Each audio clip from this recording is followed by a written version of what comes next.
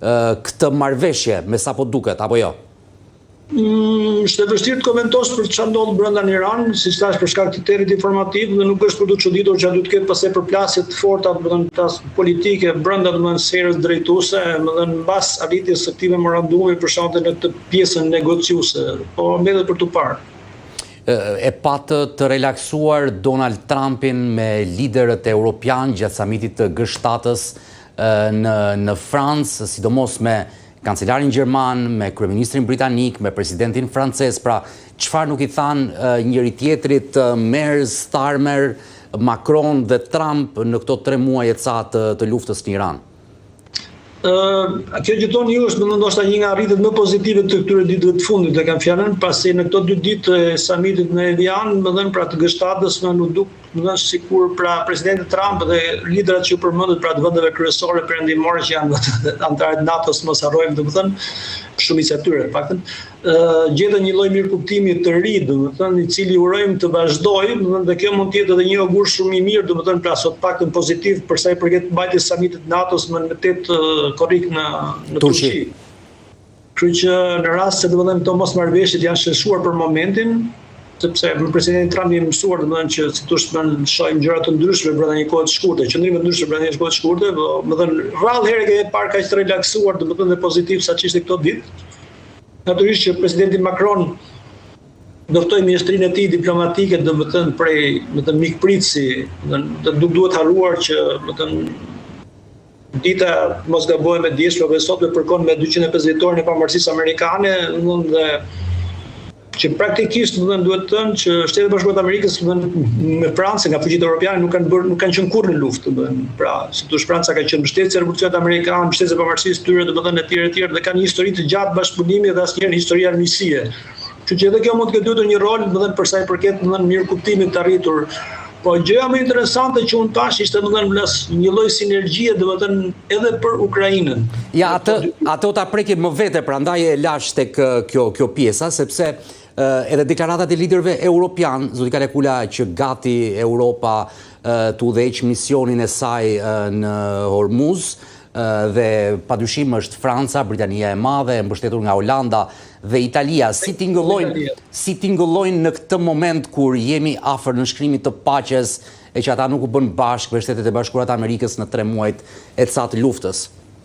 Po mendoj që ky do jetë një kontribut interesant për europianëve, në këtë rast bëhet fjalë për një koalicion të vullnetit të mirë, sepse nuk është as në suazën e NATO-s, as në suazën nuk do jetë, as në suazën e NATO-s, as në suazën e BE-s për shkak të operacion. Pra janë vende për shembull europiane, të cilat do quhen pra një kontribut europian dhe kanë kontributet e mundshme për ta bërë të punë, sepse kanë draganinat e përshtatshme dhe personelin e duhur për ta çminuar pushtësisë Hormuzit. Por natyrisht që kjo bëhet me përqindjen amerikane, se nëse amerikanët nuk janë dakord që kjo të bëhet, nuk do bëhet. Po besoj se do arrijë një marrëveshje të tillë, pavarësisht se presidenti Trump tha që nuk kemi nevojë për shumë gjëra, ata pak fregata, dhe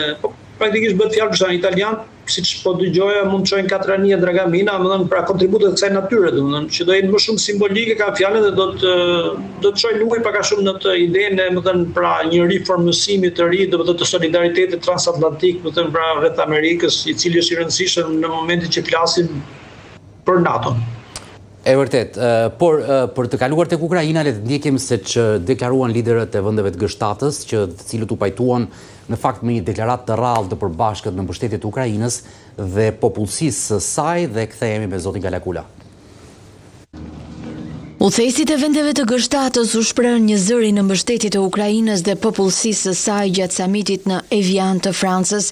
Në një moment të rrallë pajtimi, ata miratuan një deklaratë që rikonfirmon përkrajen e palëkundur në mbrojtje të lirisë, sovranitetit dhe integritetit territorial të Ukrainës, po ashtu dakordsuan mbi nevojën e sigurimit të kapaciteteve të mëtejshme të mbrojtjes ajrore, raketave me rreze të gjatë dhe shtimin e sanksioneve ndaj Rusisë. Uniteti në deklaratën e përbashkët është veçanërisht i rëndësishëm pasi presidenti amerikan Donald Trump shpesh ka hezituar të i bashkohet qëndrimeve të përbashkëta lidhur me këtë çështje. Zhvillimi erdhi pasi Trump e cilësoi si një takim shumë të mirë atë me presidentin Ukraina Zelenski dhe liderët e tjerë të G7-s, duke nxitur optimizëm se një marrëveshje mund të arrijej. Udhëheqësit e G7-s po ashtu mirëpritën marrëveshjen paraprake të paqes mes SBA-s dhe Iranit, e cila do të nënshkruhet zyrtarisht të premten dhe thanë se janë të gatshëm të kontribojnë për implementimin e saj. Franca dhe Britania janë ofruar të drejtojnë një mision që do të lehtësonte rihapjen e Hormuzit. Ata shtuan se do të bëjmë përpjekje për të diversifikuar burimet e energjisë për të reduktuar varësinë nga ngushtica e Hormuzit. Në ditën e tretë dhe të fundit të samitit, fokusi është tek mineralet kritike dhe tek çekuilibrin e ekonominë globale. Franca po shtyn partnerët të dakordsohen mbi një deklaratë për mineralet kritike, që do të përfshinte masa për të ndihmuar reduktimin e varësisë së perëndimit nga Kina. Ndoshta materialin e përgatitur nga kolegja Rosalba Bedo për atë se çprodhoi G7 edhe për Ukrainën, por I referohem zoti Kalakula edhe një deklarate të Donald Trump që tha pas Iranit është radha e Ukrainës për paqe. Urojmë të jetë kështu, domethënë, sepse praktikisht kjo lufta, që siç kemi thënë disa herë, pra lufta midis Rusisë dhe Ukrainës, tani po zgjat më shumë se s'ka zgjatur lufta e dy botërore për palën ruse, sepse ka hyrë vitin e 5.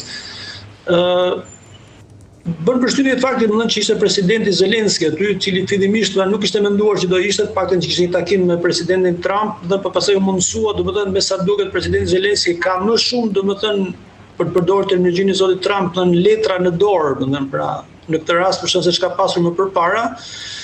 Dhe I referohem pra situatës ushtarake që këto muajt e fundit për shembull, si gjatë këtij viti, po çështë muajt e fundit duket më në favor të Ukrainës se në favor të Rusisë. Pasi vija e frontit vazhdon të mbetet e ngrirë për parimet ruse, nuk po ndihen më, domethënë, ndërkohë që pala ukrainase domethënë po godet në dronte e saj rrugët e furnizimit për shembull në dy drejtime, pra ato që shkojnë në Donetsk, pra në Donbas, dhe ato që shkojnë në Krime, duke krijuar vështirësi serioze për trupat ruse.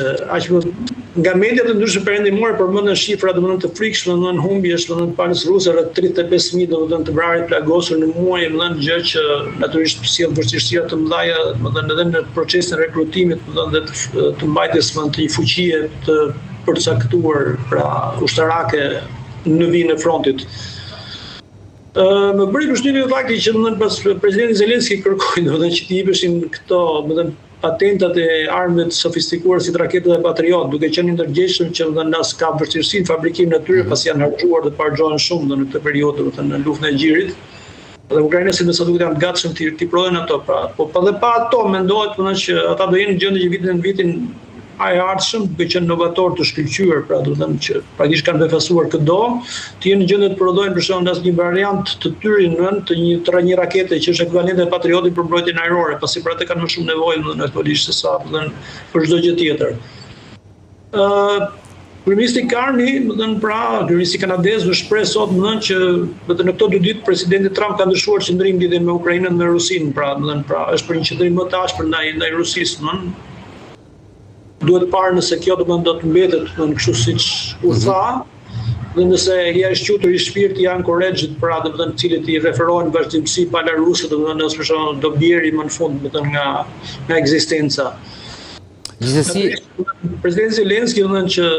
e ka kuptuar më së miri, më shumë se dhe liderët europianë se si duhet trajtuar presidenti Trump, bërë një deklaratë duke thënë që vetëm presidenti Trump mund ta ndalë luftën, pra dhe mund të arrijë një paqe. Dhe natyrisht që kjo ja përgëdhel,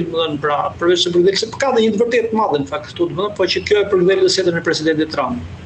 E ndërkohë, Trump vetë ka deklaruar se ka patur bisedime shumë të mira qoftë me presidentin, me homologun e tij të Rusisë Vladimir Putin, por edhe me Zelenskin për të ecur përpara drejt një marrëveshje paqeje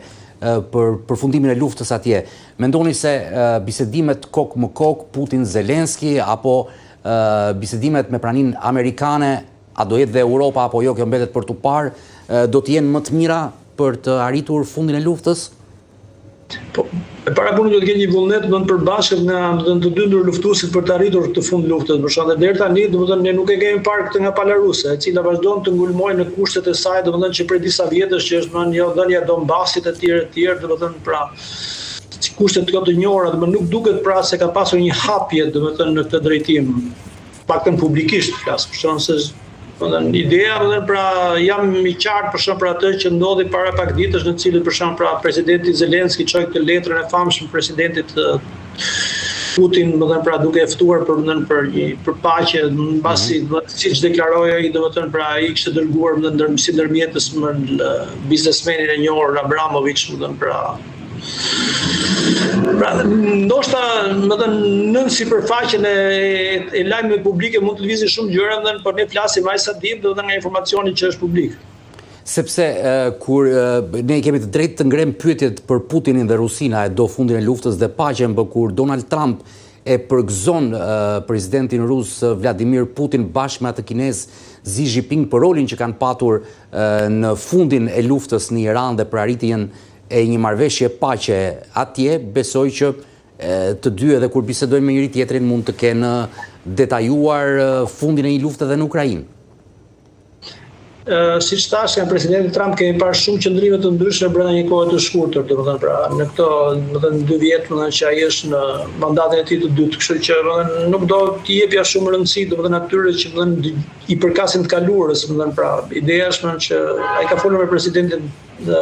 Putin, domethënë, para se të kishte ky, domethënë, takim në Davos, domethënë, pra duket domethënë ishte telefonata për 80 vjetorin e tij, domethënë, pra. Kështu që mund të dëgjojmë të gjëra të ndryshme në ditët që vijnë, pra. Për momentin këto që dim. Nëse mbyllet lufta me Iranin, nëse mbyllet edhe kjo me Ukrainën, nuk e dim që do të ndodhi për çështja afati